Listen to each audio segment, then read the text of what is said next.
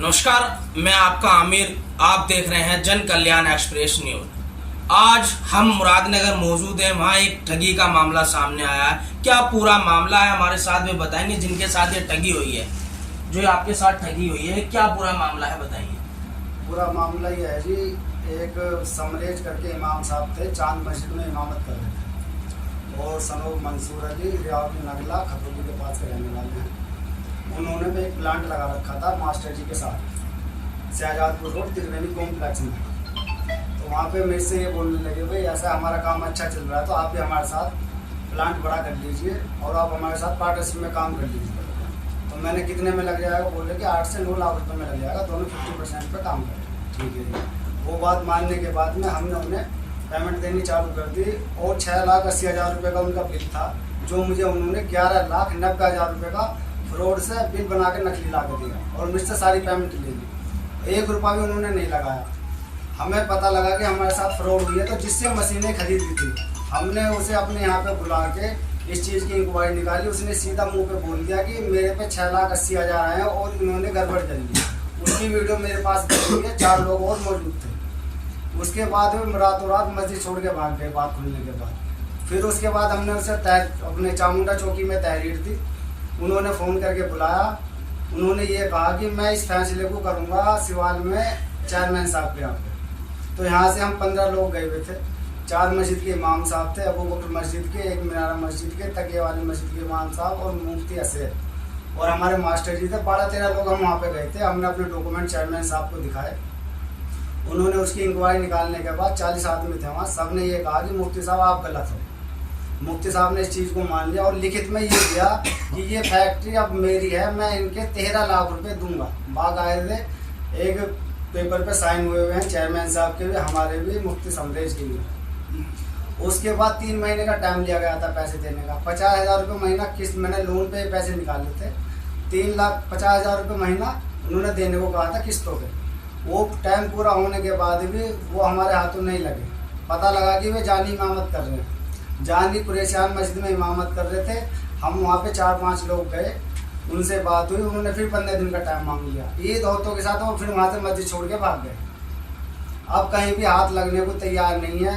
मेरा पैसा सारा का सारा लोन पे, मेरा किस्त भरने में असमर्थ हूँ, मेरा घर बिकने वाला है। अब मुझे इस परेशानी में आने के बाद में मुझे कानून का सहारा लेना पड़ रहा है।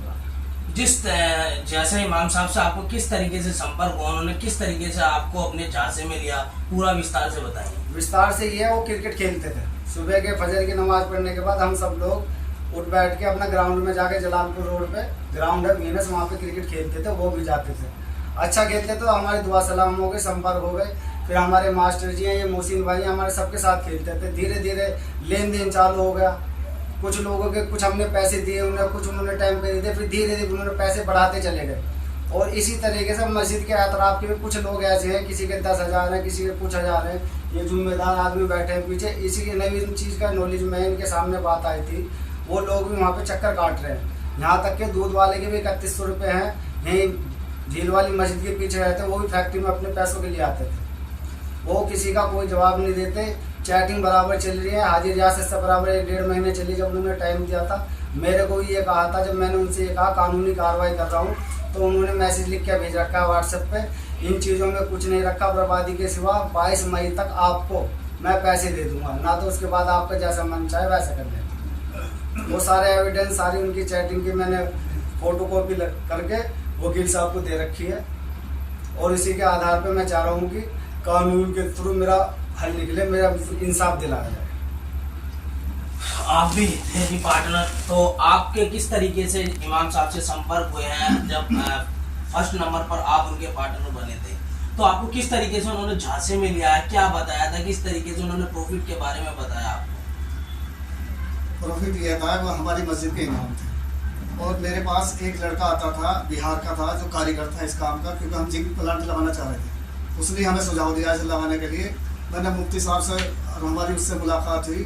मुफ्ती साहब ने कहा कि भाई प्लांट बहुत अच्छा है, बहुत अच्छा काम है, चलो मास्टर जी हम दोनों मिलकर कर लेते हैं। मैंने कहा मुफ्ती साहब मेरे पास ज़्यादा पैसे नहीं है, मैं ज़्यादा से ज़्यादा इसमें 2-2.5 लाख रुपए लगा सकता हूँ। मुफ्ती साहब ने वैसे कहा कि कोई बात नहीं, पैसा मेरे पास बहुत है, बहुत अच्छा प्लांट है, हम इसे लगा लेते हैं। और इस करके मुझे उसमें लगा लिया और धीरे धीरे पैसे बढ़ाते चले गए और लास्ट में कहा कि भाई जितने पैसे लगेंगे प्लांट में दोनों आधा आधे लगाएंगे।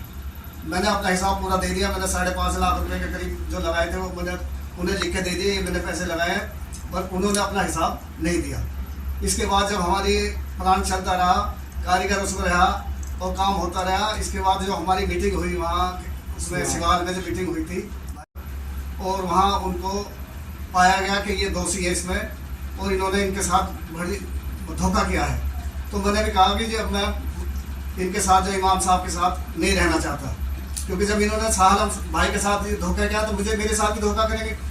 तो फिर मेरा भी जो है वहाँ हिसाब लिखा गया और 5.5 लाख रुपए मुझे फरवरी में देने के लिए कहा गया। ना मुझे 5.5 लाख रुपए मिले और प्लांट भी मेरा डिसमिस हो गया और उसके बाद मुझे कम से कम उतना ही मेरे ऊपर कर्जा दिखा दिया गया। इस तरह से हुआ। तो जो ये लड़का आया था वो बिहार का, वो इमाम साहब के साथ मिला भी था या वो अलग था? इमाम साहब, वो लड़का मेरे पास आता था सेंटर पे, मेरा जनसेवा केंद्र है, मनी ट्रांसफर का मेरा काम था, वो मेरे पास आता था।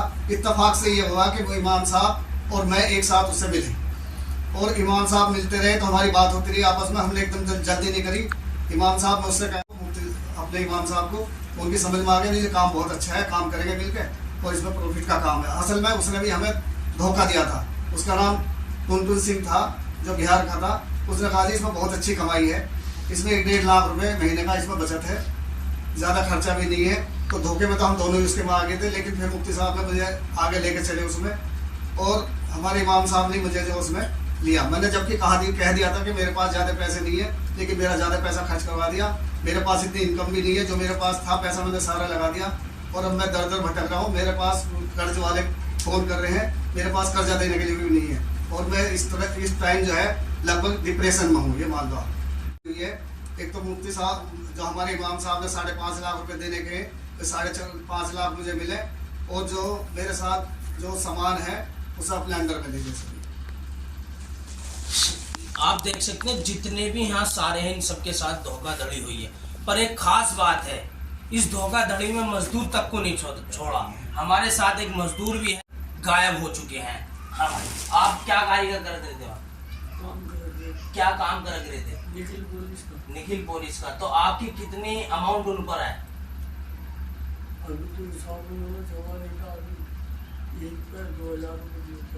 बस 2,000 देकर गायब हो गए। ये 2 भाई हैं, दोनों की सैलरी है तब 10,000। आप देख सकते हैं एक मजदूर तक को नहीं छोड़ा। मैं आमिर मलिक, जन कल्याण एक्सप्रेस न्यूज, गाजियाबाद।